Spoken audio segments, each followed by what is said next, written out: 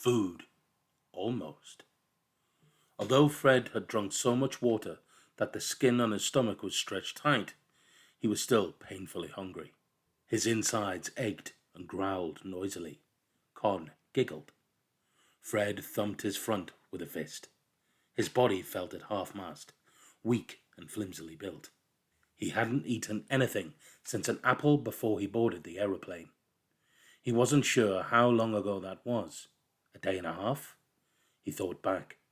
The flight had been on a Saturday, so today was probably, unless they'd all been unconscious for a long time, Sunday. Fred shivered. He shook his head, trying desperately to clear the picture of the burning plane from behind his eyes. "I think there are insects you can eat," he blurted out, more to distract himself than anything else. The comment was greeted with a silence so unenthusiastic that it seemed to have its own particular smell. "And we can find fruit," he added. "There's got to be some. There are monkeys, and monkeys have to be eating something. Bananas, maybe. There were banana leaves in the den. Or berries." "How will we know if the berries are safe?" said Con. "I'll test them," said Fred. "What if you die?" she asked. "Maybe we should all test them, if we find any," said Leela. "But not Max." "Why not Max?" said Con. "If we're risking our lives, why shouldn't he?" "Because he's too young," said Leela, "and he has allergies." "That's not fair," said Con. She smacked a small rock against a large one, making Max jump. Fred could feel his own temper slipping away. The heat was burning, and his stomach felt bitter. "Con," he said, "come on."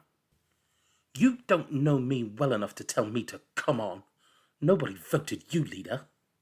Fred bit his tongue, feeling his nostrils flare angrily. "I didn't say I was." Leela's face was crumpling. "Don't." She swallowed back a noise that might have been the beginning of tears or a scream, then tried to change the subject. "What were you saying about insects?" "One of my books said you can eat the insects that eat cocoa pods." "What book?" "Just a book about explorers. It was a book about Percy Fawcett, a man who came to the Amazon in search of golden cities. It was the kind of book that left you breathless and eyes stretched."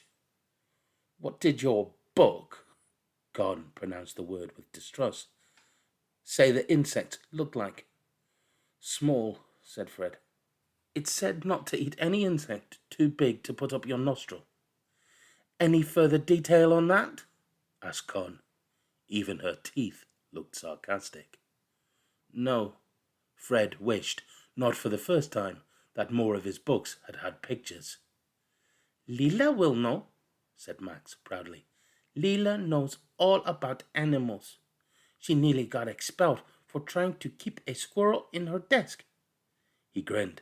"Mama was so angry." "Shh, Max!" Leela glared at her brother. "Well, insects aren't animals," said Con, "so none of this is useful." "Do you know?" Fred asked Leela. There was a spark of something stirring behind her eyes. "I'm not sure," said Leela. "But actually—" She jumped to her feet. "Max, stay here. I'll be right back." "What? No!" Max put down the leaf he was chewing on and screwed his face into an angry ball. "Wait!"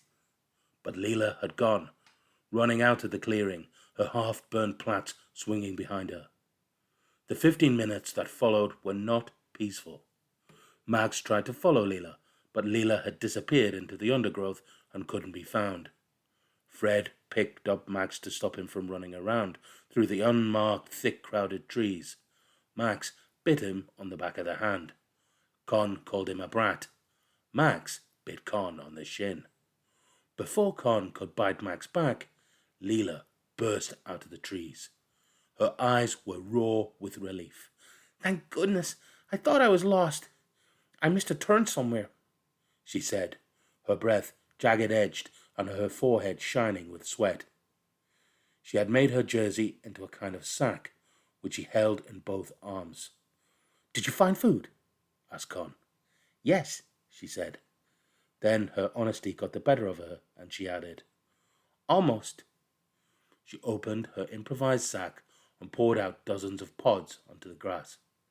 "They don't all have lava holes in them," she said, "but I thought we could eat the cocoa beans too." She began breaking them open with her nails. Fred picked up one of the pods. There were 2 holes in the top. "There's something in here." He tried to shake the something out, but it didn't come. He poked a stick into the hole and shook it again, and a fat little grub, 2 centimeters long, tipped out onto his palm. "That's it," said Leela. "That's it, grub. You can eat it." "Oh, good," lied Fred. The grub lay on his hand. It didn't move, but seemed to be pulsating slightly. He sniffed it. "Go on," said Con. "It was your idea." "Ugh." Fred pinched his nose, braced himself, and bit the grub in half. It was soft, but its insides were sandy, and the crunch of it against his teeth made him shudder. He swallowed with difficulty. "It tastes a tiny little bit like chocolate," he said. "Really?" said Con. Her whole face and even her ears were skeptical. It's difficult to make ears register emotion, but Con managed it. "But mostly like dirt," Fred admitted. "Peanuts and dirt." Soon the grubs lay in a pinkish, writhing pyramid. Fred tried to feel grateful that they had any food at all. He failed, badly. Leela picked up the 3 plumpest and offered them palm up to Max. "No, that's not food. Max only eats actual food. Mama says don't eat insects." Leela sighed. "He talks about himself as if he were another person when he's angry." "Max isn't nervous," said Max. "Maxie is just being good." He rubbed at a cut on his knee and began to hiccup. "I want to go home," he said. "I know you do," said Leela. She pulled him closer. "But this is all we have.